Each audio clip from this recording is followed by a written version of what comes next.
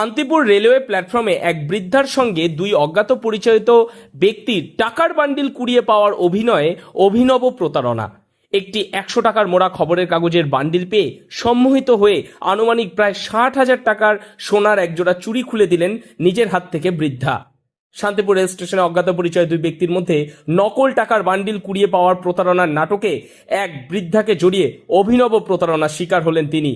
এক প্রকার সম্মোহিত হয়ে নকল টাকার একটি বান্ডিল হাতে নিয়ে আসল সোনার চুড়ি খুলে রাখলেন ব্যাগে, কিন্তু ব্যাগ থাকলো কাঁধে, অথচ তার মধ্যে নেই সোনার ওই চুড়ি। চাঞ্চল্যকর ঘটনাটি নদিয়ার শান্তিপুর রেলওয়ে স্টেশনের 3 নম্বর প্ল্যাটফর্মের। জানা যায়, শান্তিপুর শহরের 5 নম্বর ওয়ার্ডের থানার মোড় আনন্দময়ী তলার 85 বছর বয়সী শান্তনা রায় একমাত্র মেয়ে জামাইকে নিয়েই থাকেন। বৃদ্ধা তার নিজের শরীর খারাপের জন্য বিভিন্ন জায়গায় চিকিৎসা, এমনকি ধর্মীয় ভ্রমণে বৃন্দাবন সহ একাধিক জায়গায় এর আগে গিয়েছেন একাই। কোথায় যাচ্ছিলেন? কল্যাণী স্টেশনে যাবো। কি ডাক্তার দেখাতে? হ্যাঁ, কল্যাণী যাই আমি। 1 মাসের ওষুধ খাই ব্যথা বেশির জন্য। তাই এবার যাচ্ছি। এবার ওই লোকটা যে ফলো করছে আমি বুঝতে পারিনি। এবার আমি যেখানে যাচ্ছি সেখানে যাচ্ছি। এবার একটা লোক এটা পিস পান নাকি প্যাকিং করা বেশ আর মনে হয় নকল টাকা নাকি দিয়ে এরম ওই এরম প্ল্যাটফর্মে নাকি ফেলাই দিয়েছে। তখন একটা লোক বললো দেখো তুলে নিল, আর একটা লোক। কত টাকা বলছে? 60,000 টাকা ওরকম বলছে। হ্যাঁ, 60,000 টাকা। তা আমার একটা 60 আইসে পরক্ষণে এসে বলছে আমার একটা 60,000 টাকার বান্ডিল এখানে পড়েছে, দেখিছো তোমরা কেউ তুলে নিতে?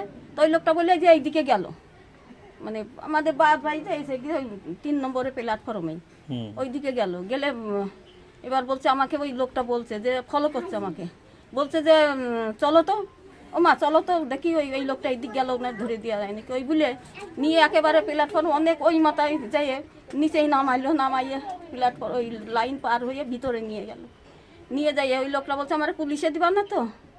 যে লোকটা পেয়েছে বলছে না, বলছে তাহলে আমাকে কিছু টাকা দাও। তা 50 টাকা আমার কাছ থেকে ওই লোকটা নিয়ে মানে বললো চাটা খাওগে, খেয়ে ওইটা বলে এবার ওই লোকটা বলছে না আমার 4-5 হাজার টাকা দাও। তা বলছে টাকা 4-5 হাজার টাকা কোথায় পাবো?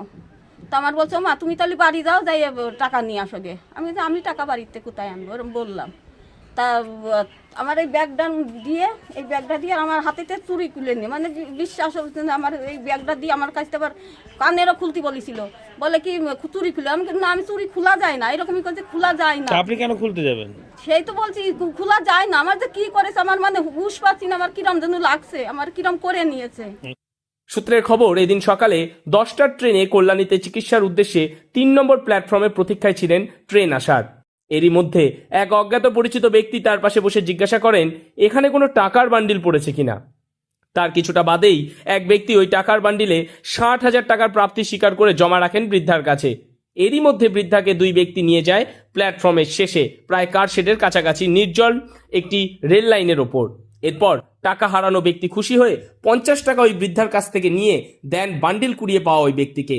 একই সঙ্গে বৃদ্ধাকে একটি তালা দেওয়া কালো ব্যাগ অনুরোধ জানান হাতের সোনার চুড়ি দুটো খুলে ব্যাগের মধ্যে রাখতে। টাকার ওই বান্ডিলের সঙ্গেই তিনি সোনার চুড়ি দুটো ব্যাগের মধ্যে রাখেন। এরপর তাকে টোটো ডেকে থানার মোড়ে যাওয়ার উদ্দেশ্যে তুলে দেন ওই ব্যক্তি এবং তিনি জানান সেখানে দাঁড়িয়ে থাকতে তিনি পেছনে যাচ্ছেন।